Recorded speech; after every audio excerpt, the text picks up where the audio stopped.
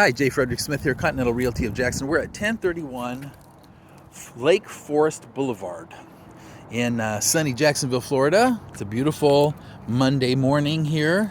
We're going to be heading on in a couple of minutes, but first I thought it would be nice for you to get a look at what the property looks like from the outside and also kind of what the neighbors look like, what you can expect to see if you walked out your house to get your mail in the morning.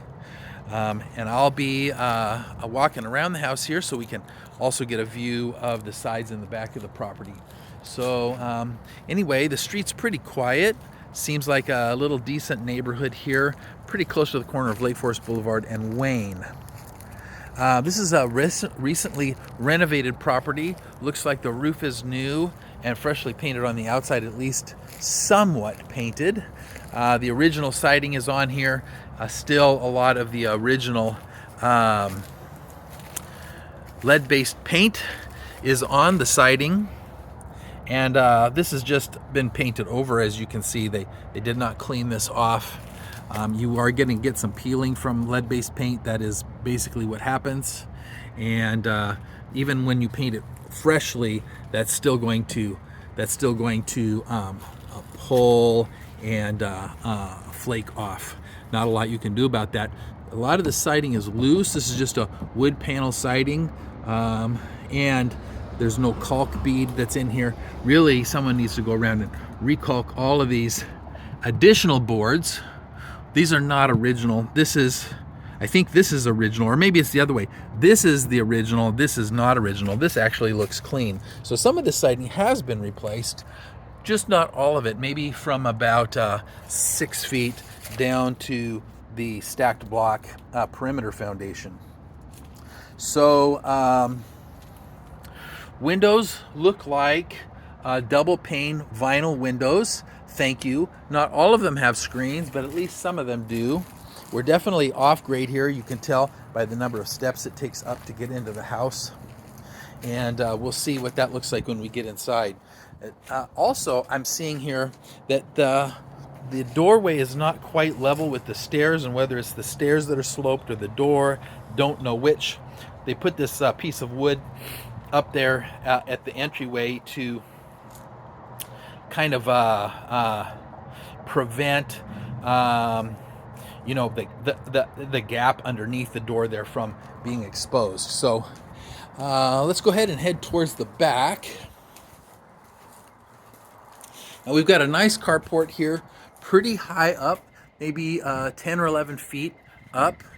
On the side here we can see the bricks. Now the brickwork here is actually, doesn't look like it's completely brick. It looks actually like it's faux brick. There is some real bricks here where the ventilation is, but looking here, I can see that what we've got actually is a brick facade. So this is not a perimeter foundation, it's a stacked block foundation, which is typical, and the brick facade is just here to kind of give it a nice perimeter foundation look, which is a false, but that's okay. It does look nice and it keeps it sealed up, so that's also okay.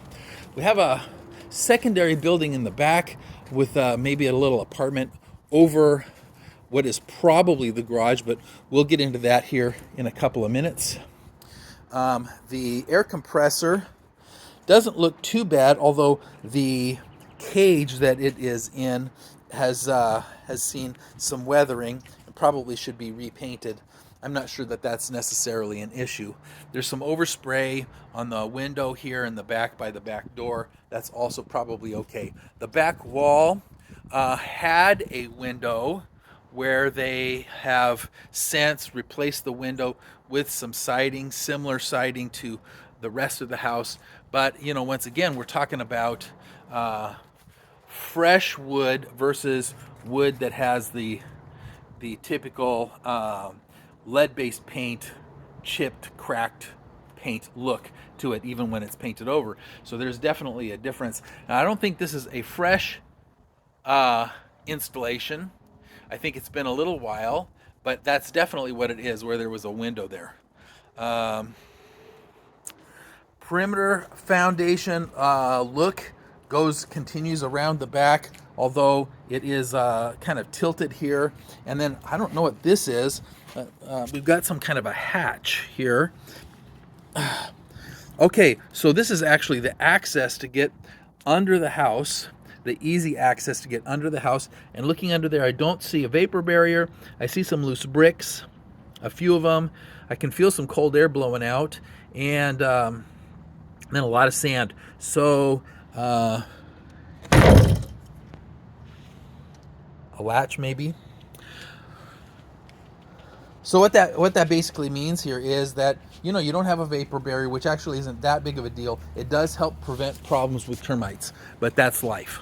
A couple of outside lights to shine down into the back area as well. The yard goes back to a chain link fence that's had some damage. Looks like maybe a tree fell or something on it. And I was wrong about that being a garage. I don't know what that is or what that was before, but it's definitely just some sort of an outbuilding, like a little 2-story apartment. We've got a window style AC unit in there that has been cut in through the wall, and a window next to it. I can't tell if it's been painted over or what exactly is going on with that, but looks like maybe it's been painted over. So anyway, we'll get to that and we will see here in a moment.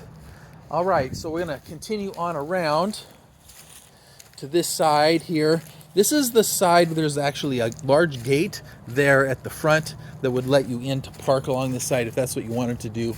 So you have 2 places where you can park, along this side as well as under the carport. Coming up on the chimney, there is some stair step cracking in the chimney.